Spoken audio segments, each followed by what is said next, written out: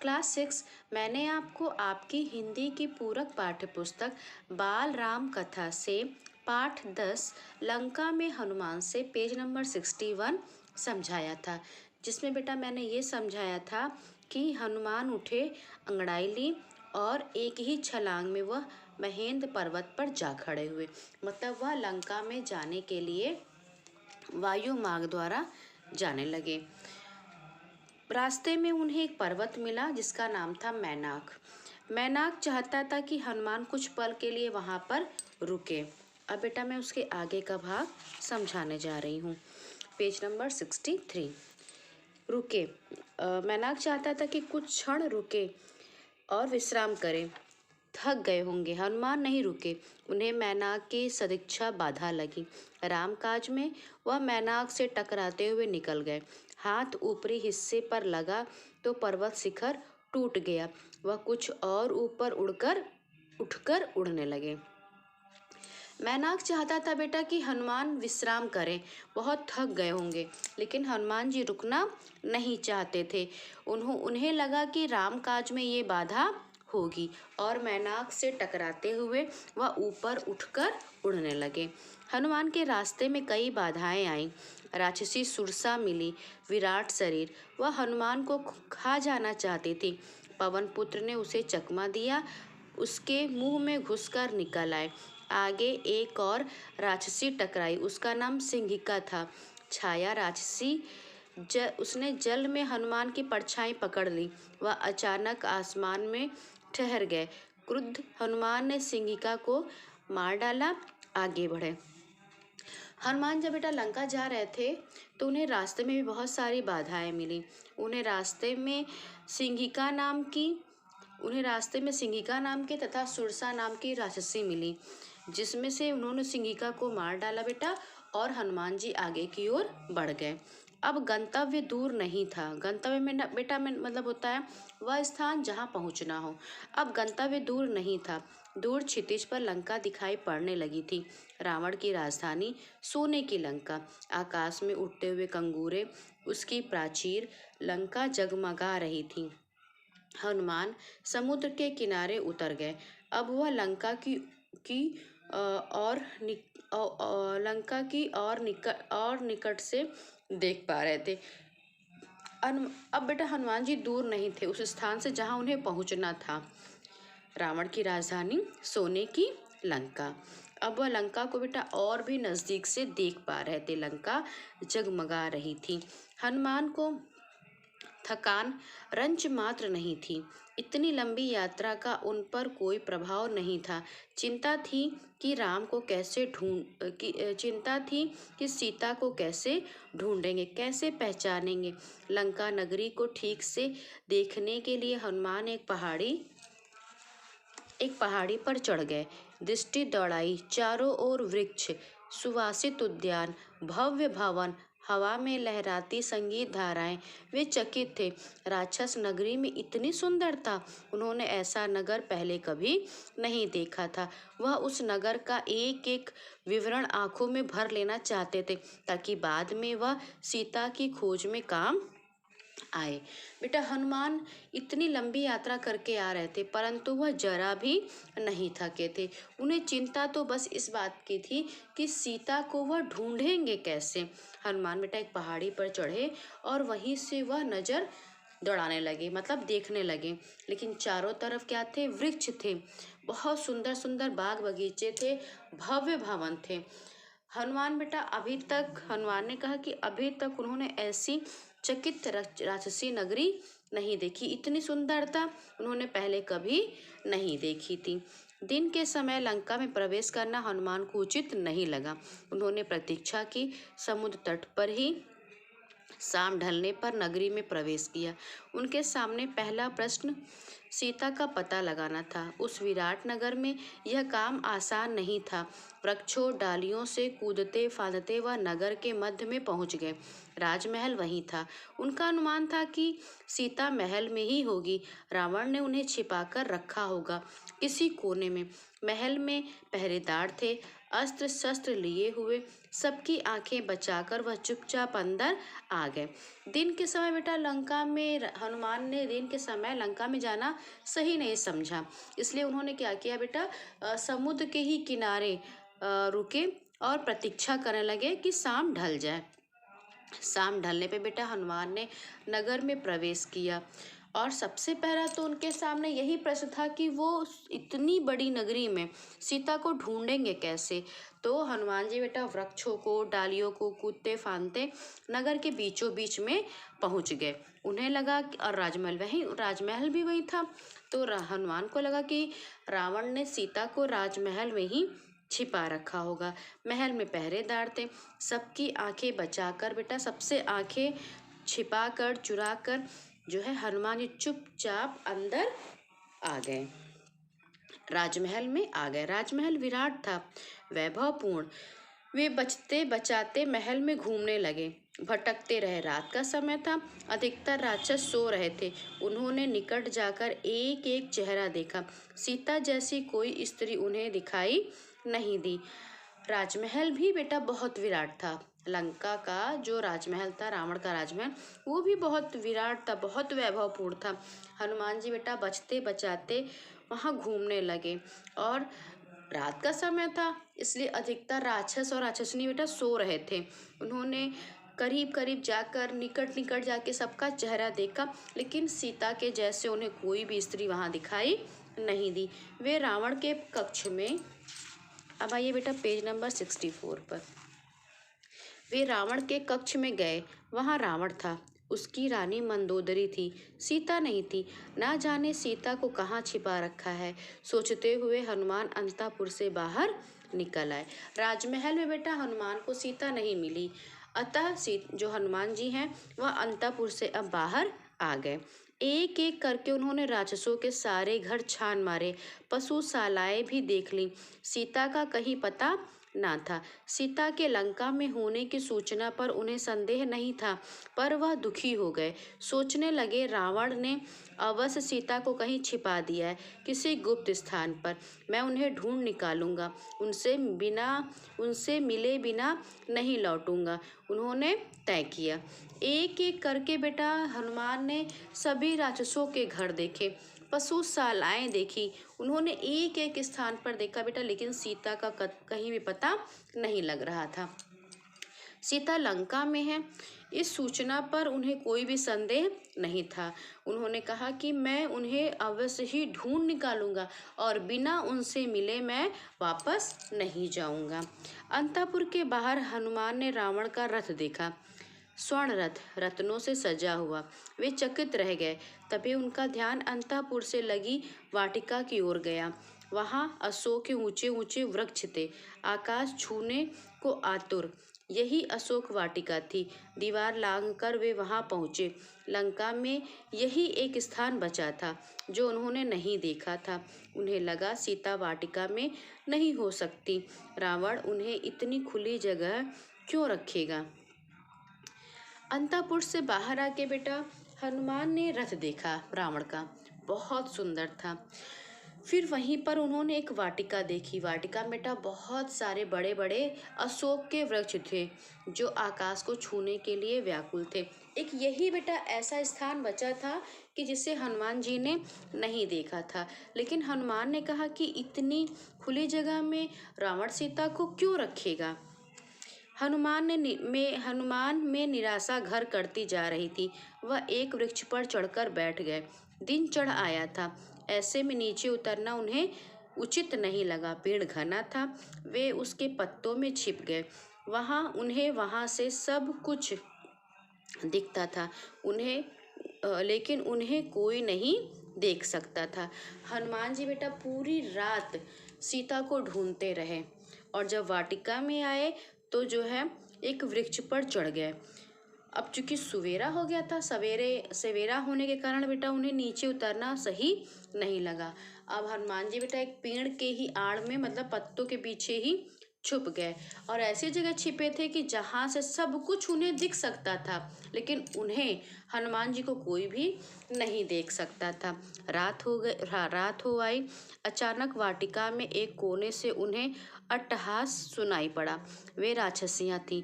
हनुमान उधर ही देखने लगे। एक वृक्ष के नीचे राक्षसियों का झुंड था। वे किसी बात पर ठहाके लगा रही थीं। हनुमान को लगा कि वे सीता पर हंस रही हैं। वह पेड़ से चिपक कर नीचे की डाली पर आए। ध्यान से देखा, राक्षसियों के बीच एक स्त्री बैठी, चेहरा मुरझाया हुआ, उदास, दयनीय, दुर्बल, शोकग्रस्त। यही माँ सीता है, उन्होंने मन में सोचा। उन्हें अब कोई संदेह नहीं था। रात हो आई थी। अचानक वाटिका में, अब बेटा दिन भर तो बैठे रहे हनुमान जी पेड़ में ही, पेड़ की ही पत्तों के पीछे बैठे रहे, सब कुछ वहां से देखते रहे। और अब क्या है, अब रात हो आई। जब रात हुई तो अचानक बेटा सबके अट्टहास मतलब हंसी मजाक की आवाज उन्होंने सुनी। तो हनुमान को लगा, हनुमान उधर ही देखने लगे तो वहाँ क्या था, राक्षसियाँ जो है इकट्ठा होकर एक जगह झुंड में खड़ी थी और किसी बात पर वे हंस रही थी। हनुमान को लगा वे सीता पर हंस रही होंगी। उन्होंने बेटा पेड़ की डाली से नीचे, मतलब एक डाली नीचे आए और ध्यान से देखा। तब उन्होंने देखा कि एक स्त्री है जो राक्षसियों के बीच में बैठी है, बहुत उदास, दयनीय और बहुत ही शोकग्रस्त। तो हनुमान ने कहा कि यही माँ सीता है। उन्होंने हनुमान जी ने बेटा मन में सोचा कि यही माँ सीता है। अब उन्हें कोई संदेह नहीं था। राक्षसियाँ वही थी, हट नहीं रही थी। हनुमान उतावले थे, पर नीचे उतरने में डर था, स्वयं उनके लिए, सीता के लिए भी। तभी उन्होंने रावण को आते देखा, राजसी ठाट बाट के साथ, दासियों सहित। हनुमान सीता से भेंट किए बिना लौटना नहीं चाहते थे। ऐसे लौटा तो राम को क्या बताऊंगा, उन्होंने सोचा। नीचे उतरने का अवसर ही नहीं मिल रहा था। वे डाल से चिपक गए, सांस रोककर, रावण के लौटने की प्रतीक्षा में। अब चूंकि बेटा सारी राक्षसियां वहीं थी, हट ही नहीं रही थी, और हनुमान जो थे वो उतावले थे नीचे उतरने के लिए, लेकिन उन्हें डर भी था कि अगर उनको किसी ने देख लिया तो उनके लिए भी परेशानी होगी, साथ सीता के लिए भी परेशानी होगी। तभी उन्होंने रावण को आते हुए देखा, जो कि ठाट बाट के साथ आ रहा था और दासियों के साथ आ रहा था। हनुमान ने कहा कि मैं बिना उनसे मिले नहीं लौटूंगा, अगर ऐसे लौटा तो मैं राम को क्या बताऊंगा। तो हनुमान ने क्या किया बेटा, सांस रोक कर वही पेड़ से, मतलब पेड़ की डाली से चिपक कर बैठे रहे, रावण के लौटने का इंतजार कर रहे थे। रावण ने सीता को बहलाया, फुसलाया, लालच दिया, सीता नहीं डिगी। अब रावण बेटा सीता को बहला रहा था, फुसला रहा था, लालच दे रहा था, लेकिन सीता जो है वह अपने पे ही अडिग थी। वह डर से, अब आइए बेटा पेज नंबर 65 पर, वह डर से कांप रही थी, पर उन्होंने रावण की एक न सुनी, तिरस्कार किया। रावण ने कहा, तुम्हें डरने की आवश्यकता नहीं है सुमुखी, मैं तुम्हें स्पर्श नहीं करूंगा जब तक तुम स्वयं ऐसा नहीं चाहोगी। मैं तुम्हें अपनी रानी बनाना चाहता हूँ, मेरी बात मान लो और सुख भोग करो, अन्यथा मैं तुम्हें तलवार से काट डालूंगा। सोच लो, तुम्हारे पास केवल 2 महीने बचे हैं। सीता बेटा डर से कांप रही थी। रावण ने सीता का तिरस्कार भी, डर रही थी, कांप रही थी, उन्होंने रावण की एक भी नहीं सुनी, तिरस्कार किया। रावण ने कहा सीता से कि हे सुंदर मुख वाली, तुम्हें डरने की आवश्यकता नहीं है, मैं तुम्हें स्पर्श भी नहीं करूंगा, मैं तुम्हें अपनी रानी बनाना चाहता हूँ। मेरी बात मान लो, नहीं तो मैं तुम्हें काट डालूंगा, और सोच लो, अब तुम्हारे पास केवल 2 महीने ही जो है बचे हैं। ऐसा कभी नहीं होगा दुष्ट, राम के सामने तुम्हारा अस्तित्व ही क्या है। मुझे राम के पास पहुंचा दो, वे तुम्हें क्षमा कर देंगे। तुमने ऐसा नहीं किया तो सर्वनाश निश्चित है। तुमने अपराध किया है, तुम्हें कोई नहीं बचा सकता। मूर्ख राक्षस, तुम्हारा अंत निकट है। जब बेटा रावण ने सीता से इस तरह की बातें कही कि मैं तुम्हें काट डालूंगा, तुम्हारे पास 2 महीने बचे, तब सीता ने कहा ऐसा कभी नहीं होगा, और राम के सामने तुम्हारा कोई भी अस्तित्व राम के सामने तुम्हारा अस्तित्व ही क्या है। मुझे राम के पास पहुंचा दो, तुमने पाप किया है वह तुम्हें क्षमा कर देंगे, तुमने अपराध किया है वे तुम्हें क्षमा कर देंगे। और तुम्हें, रावण से कहती है सीता, कि अब तुम्हें कोई भी नहीं बचा सकता है और तुम्हारा अंत भी अब निकट है। रावण क्रोध में पैर पटकता हुआ चला गया। रात गाढ़ी होती जा रही थी। रावण के जाने पर राक्षसियों ने सीता को घेर लिया, उन्हें डराने धमकाने लगी। बोली, तुम मूर्ख हो, रावण का प्रस्ताव अस्वीकार कर रही हो। यह रावण की नगरी है, तुम्हारा राम यहाँ कभी नहीं पहुँच सकता, तुम्हें कोई नहीं बचा सकता। राक्षसियों में एक त्रिजटा थी, सबसे भिन्न। उसने कहा, मैंने एक सपना देखा है, पूरी लंका समुद्र में डूब गई है, सब नष्ट हो गया है। रावण बेटा क्रोधित होकर के पैर पटकता हुआ वापस चला गया, और अब रात और भी गहरी होती गई। रावण के जाने के बाद बेटा राक्षसनियों ने क्या किया, सीता को घेर लिया और लगी उसे डराने और धमकाने। कहने लगी, तुम मूर्ख हो। सीता से कहने लगी राक्षसनियाँ कि तुम मूर्ख हो, तुम्हारा राम तो यहाँ कभी नहीं पहुँच सकता, तुम्हें कोई नहीं बचा सकता।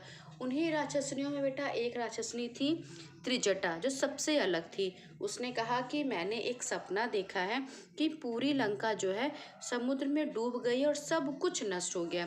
यह सपना अच्छा नहीं है, कहीं यह सीता के दुख से जुड़ा तो नहीं है। सीता की हिचकियां बंद गईं, वह विलाप करने लगी। देर रात राक्षसियां एक एक कर चली गईं। सीता वाटिका में अकेली थी। यह अच्छा अवसर था, पर हनुमान पेड़ से नहीं उतरे। वहीं कहीं सीता मुझे भी राक्षस ना समझ ले, मायावी चाल मान ले। उन्होंने सोचा। पेड़ पर बैठे बैठे उन्होंने राम कथा प्रारंभ की, राम का गुणगान।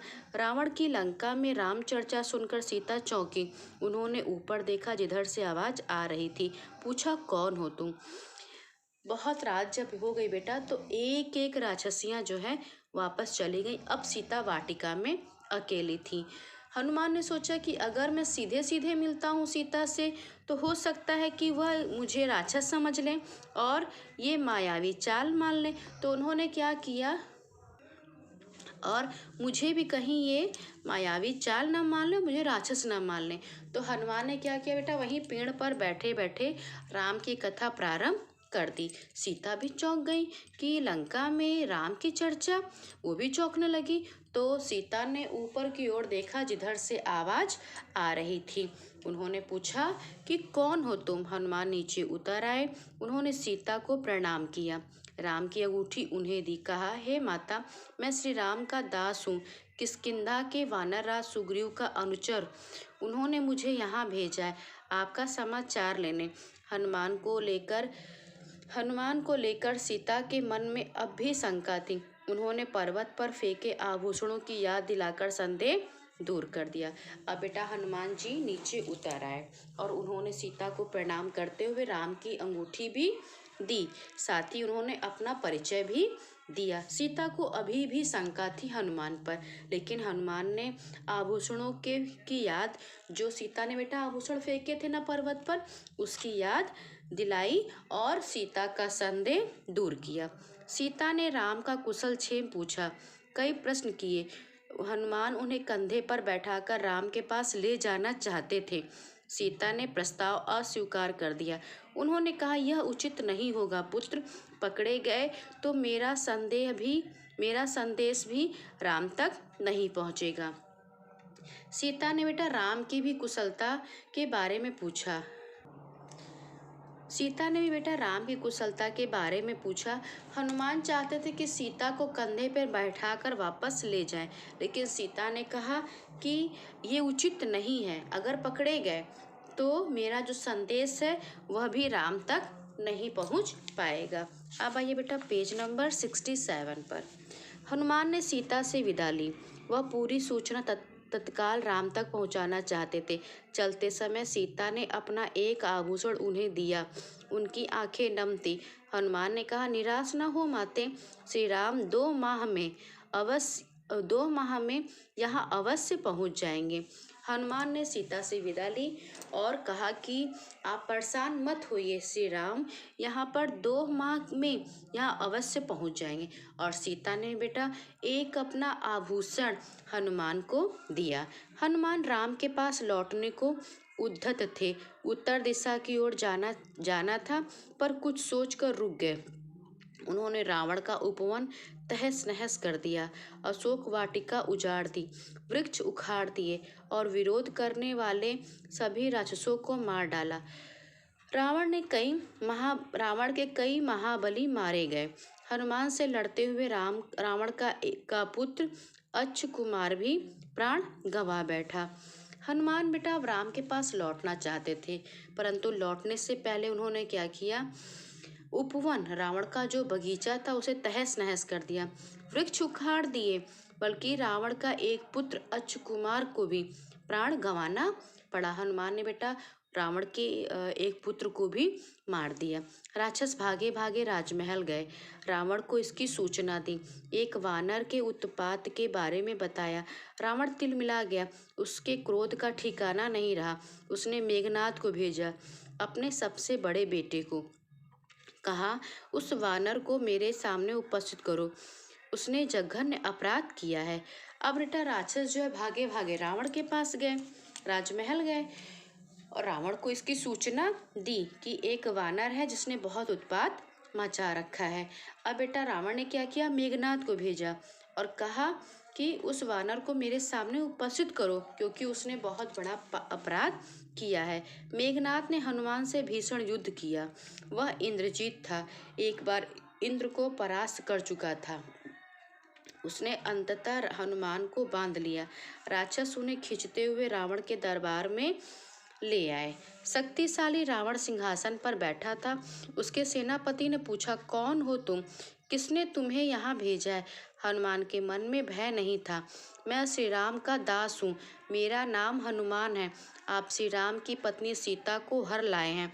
मैं उन्हीं की खोज में आया था, उनसे मैं मिल चुका, आपके दर्शन करना चाहता था, इसलिए उत्पात करना पड़ा। इसमें मेरा कोई अपराध नहीं है। दंड के भागी तो राक्षस हैं, उन्होंने मुझे रोकने का प्रयास किया। अब बेटा मेघनाद और हनुमान के बीच में बहुत भीषण युद्ध हुआ। उसने क्या किया, अंततः हनुमान को बेटा बांध लिया। राक्षस क्या किए, हनुमान को खींचते हुए रावण के दरबार में ले गए। रावण सिंहासन पर बैठा था। पूछा कि कौन हो तुम और किसने तुम्हें यहाँ भेजा है? तब हनुमान के मन में बेटा कोई डर नहीं था।